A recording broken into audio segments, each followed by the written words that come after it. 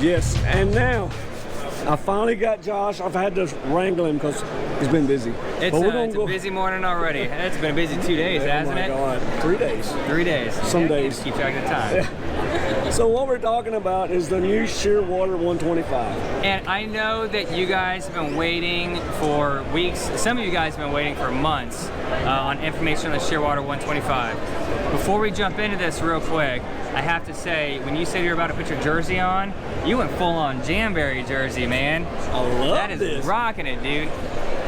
Love it, love it, love it, love it. I had to show the Jamberry boat in the background. Yeah, that's it. You went full on Jamberry, dude. That's I don't awesome. think they wanted me to wear it till I put it on. They're like, oh yeah, you can wear it. Keep it on. Okay. All right, so yeah, let's jump into it. Yeah, absolutely, because this is it's amazing. Well, thanks. I think you've thought about everything. I really This has been a 2-year project of ours, and the mission of this was to design a boat that was optional. It gave you all the options. I didn't want to tell the kayak fishermen how they're supposed to fish. I don't want to tell them, like, you have to do it this way, you have to do it that way, you have to pedal with this or motorize it with that. This boat's all about giving you options and upgradability.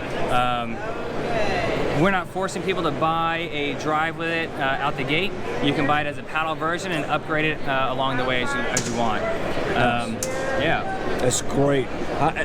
I like that if you're that person that don't want to drive, or if you're gonna buy the drive next year or 2 years from now, there's so many options that could come with that console. Right. You know, maybe. No, we have a lot of pod options in the works. So yeah, this boat's gonna be very pod centric. We'll talk more about those pods in a second. Yeah. Let's just do the quick highlights on it. So yeah, the top 5. We'll do top 5. So the top 5 feature of this boat is that it is paddleable, pedalable, and motorable. And the motor company we partnered with is Bixby. They make a really awesome compact jet motor. Oh, there you go, Bixby.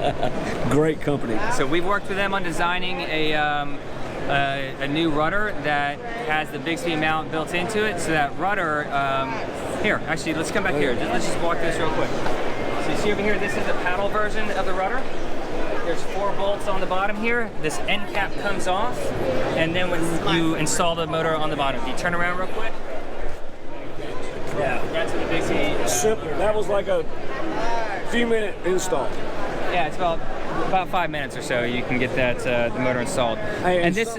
Go ahead. I'm interrupting you. I jumped. That's fine. With this, we installed this power pole yesterday, and with a pair of vice grips and an Allen, in like what? Like 10, 15 minutes? It wasn't long at all. It's really, really easy to install because you have an access hole here. You take that cover off, reach in, do whatever you need. I'm sorry. Now I know you were jumping around. I jumped around. I'm sorry. That's me. That's yeah, man. I'm hard to keep track of. You're like here, there. All right. I don't know. Well, we were talking about the rudders here. Oh, so the motor. So it comes. The Shearwater 125 comes with the Vibe gravity rudder, which has the Bixby mount on it. But we're also going to have a Bixby pod for the front. So if you don't want to rudder mount it, you have the option of putting it up there. I like that. Who else does that? Yes. So you might ask, why would I do that? Why would I, if I have the option of putting the motor on the back, why would I buy the Bixby motor pod up front? So this boat is, again, it's about the options. By having your motor up front and your battery up front, I said battery, your battery up front. They're used to hearing me talk. There you go. That front loads your weight. So if you have too much weight in the back of a kayak and you're pushing it with a motor, you start plowing water. Your kayak sits like this and you're pushing water around. And when you get that weight up front, you get that the battery and the motor up front, hand squeeze on the sides. You can trim your weight and get it exactly where you need to be to keep that kayak neutral, and that'll give you more battery efficiency and more speed on your motor. Man, so we were talking the top 5. The option that right there is one of them. That comes paddle version. You can drop the motor on there. We'll have the X Drive announced, or we'll show that off in a couple weeks, possibly about a month or so.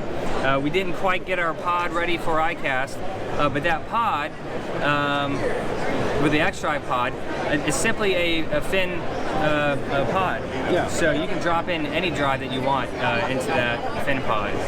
or any fin-based drive into that fin pod. Let's see, number two on the list. Let's go with. I like. Go ahead. I'm gonna go with the seat. Yes, the seat is. seat. Yes, absolutely. Okay. This boat is about bringing standability in a kayak. I hate using it to a new level. There's a lot of great kayaks that are designed specifically for standability. Yes, This boat is designed to be versatile to the nth degree. Yeah, I like that. But when we're talking standability on this guy, this seat has 4 seating positions. It has a low, a recumbent low. This is the neutral high, and it's got a recumbent high. That recumbent high is going to come into play. It's going to be really handy when you have the foot pedal drive in there. That gets your legs up a little bit higher so your knees aren't, in your throat. When it's in the neutral position, we have the sitting/standing perch on the back. Now, there's been a little bit of people asking, like, well, how are you going to get up there? Here's the thing. Not everyone is going to climb up here and stand on this thing. I can stand on a 2x4, so the rumors say. You can. I'll fished with you. Yeah, so, but I know me personally, I won't use this as a standing perch all that often unless I'm down in the Keys or somewhere like sight fishing, for bones or for tarpon.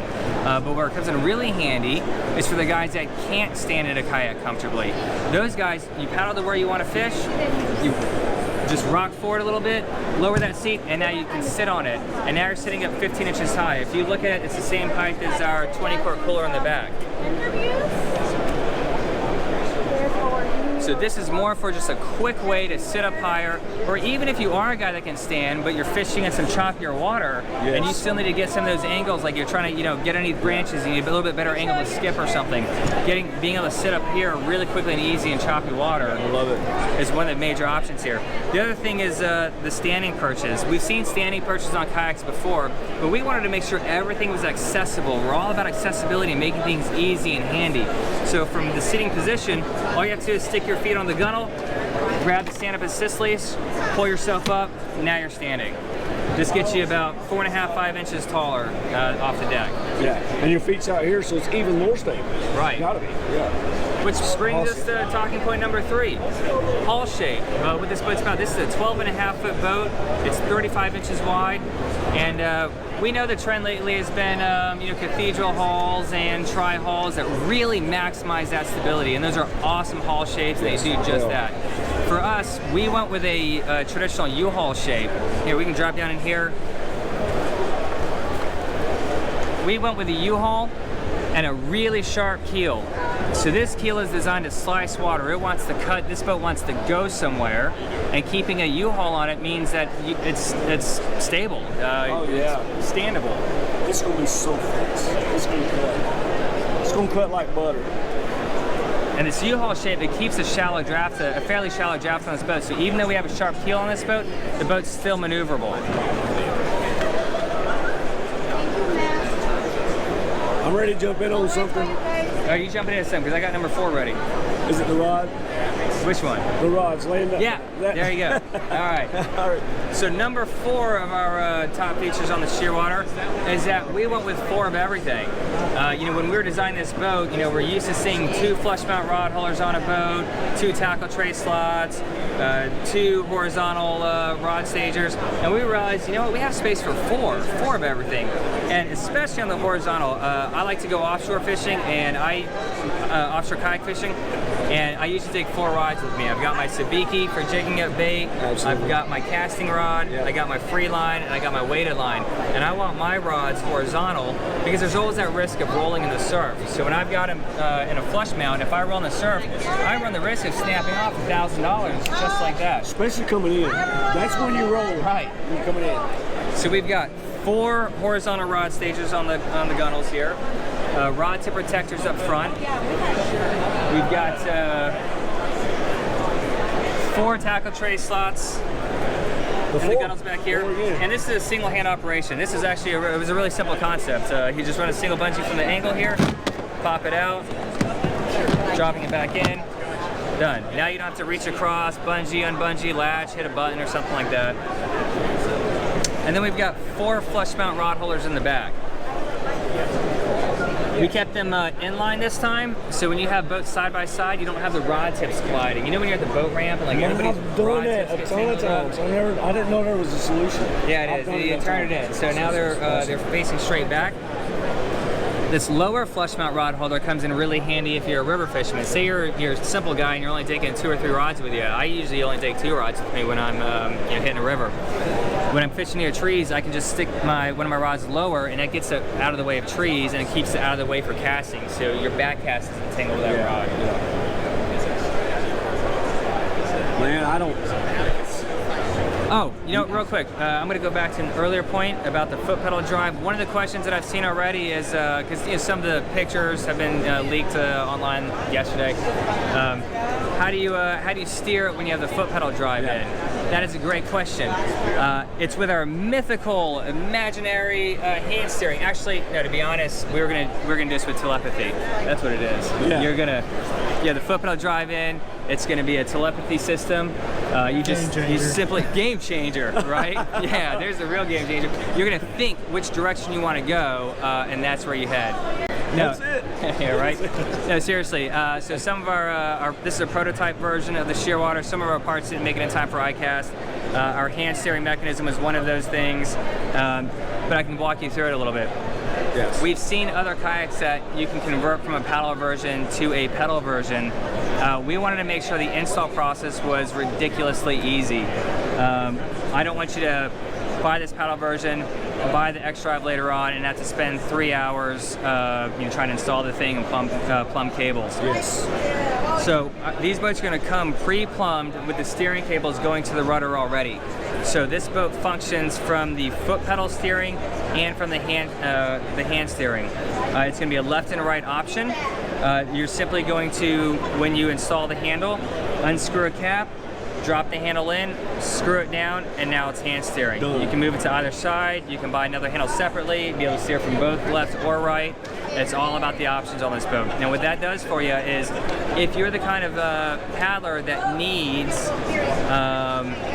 the opportunity to still paddle the kayak, like versus pedal, if you're saying doing rivers and lakes, or you're fishing shallow water and deeper water on different trips, and you want to paddle it or pedal it, you can take the foot pegs, slide them all the way forward, so they're out of the way of your foot pedals, and they still function.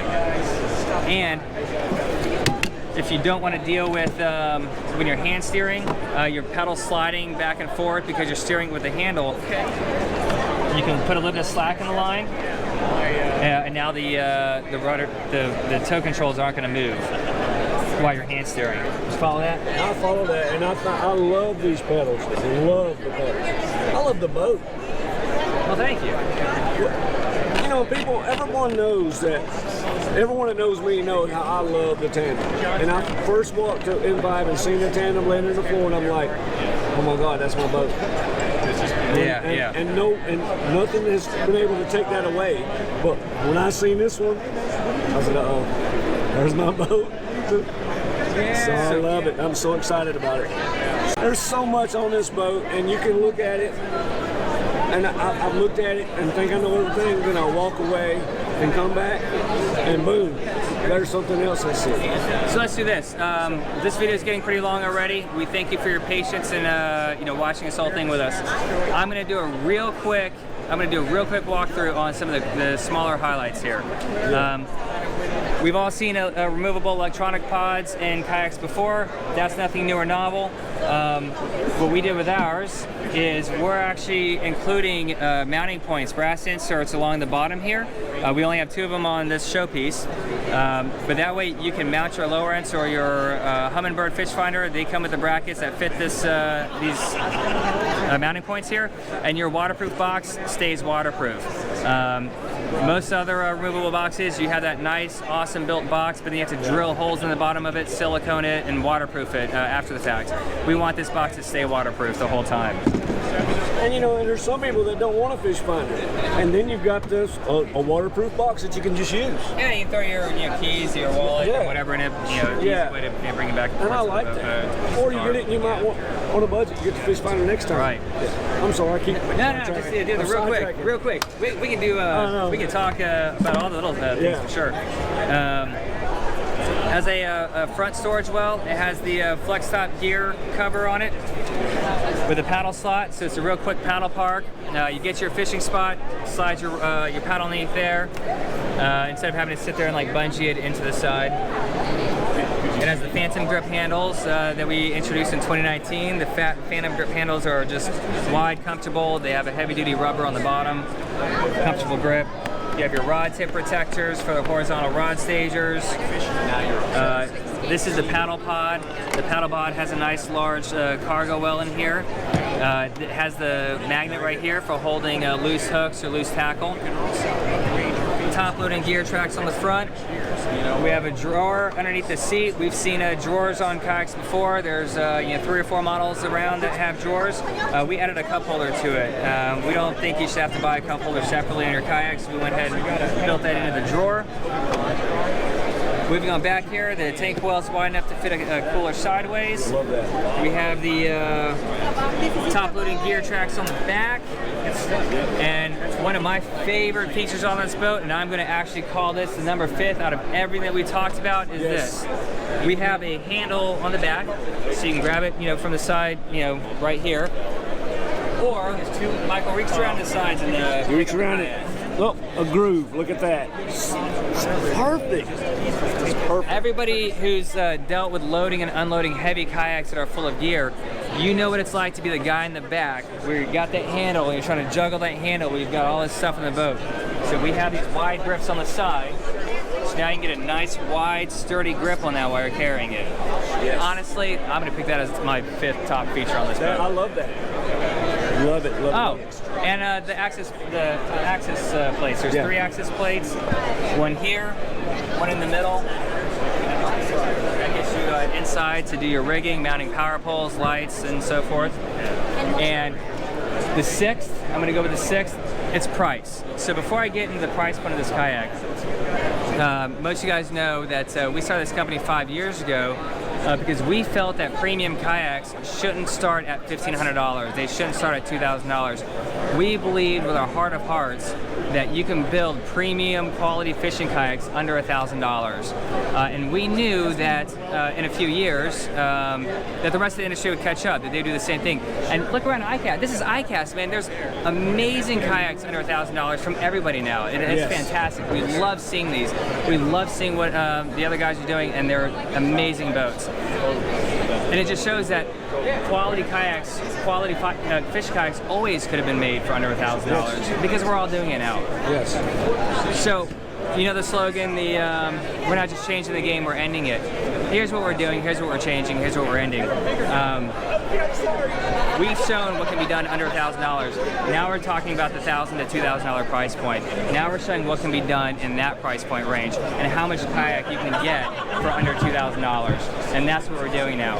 We believe that we can walk down every level of what we believe is a fair price point on kayaks. So this kayak's going to come in at $12.99 for the paddle version. The pedal drive is going to cost $5.99. If you buy it with the kayak, it'll be $17.99 for the pedal version and the paddle version together. And then you have the Bixby option. It'll be $1,000 for $9.99 for their battery and motor, and we included the Bixby rudder mount on here already, so you don't have to buy that, spend that $1,000, and go ahead and spend another $200 figuring out how to mount it to your kayak. That's it, guys, and I'm sure we'll be talking later on.